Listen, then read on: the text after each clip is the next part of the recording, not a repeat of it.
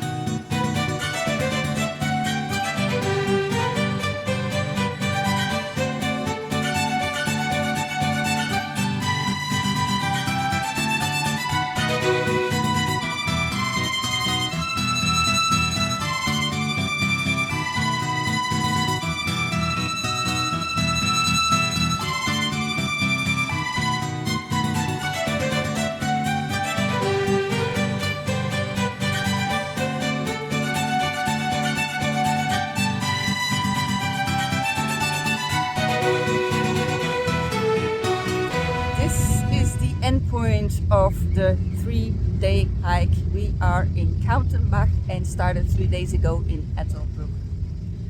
It was about 52, 53 kilometers, and as I said in the beginning, it's a lot of up and down, which makes it quite a challenging trail. You better be in shape a little bit. I was not very good shape, but I did all right. The trail itself is really beautiful. You have, since you're going up, you have a lot of views, and sometimes you have to walk next to a hill with some steep slopes on both sides, which makes it a little bit dangerous if you're afraid of heights. But for me, it was no problem. It even was a lot of fun because you had some bigger paths and smaller ones. So yeah, I like it when it switches from one to another. It's easy to organize to do this trail because it's only 3 days, and if you want, you can just stay in one spot and go to the beginning of each day and come back from the end point each day with bus and train, because in Luxembourg public transportation is for free, so you just hop on the bus, you hop on the train, and you get where you want to be. So that's really nice. You can also do it, take your luggage and sleep in hotels or camp on campsites.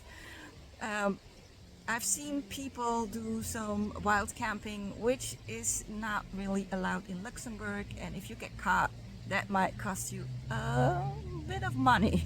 Yep.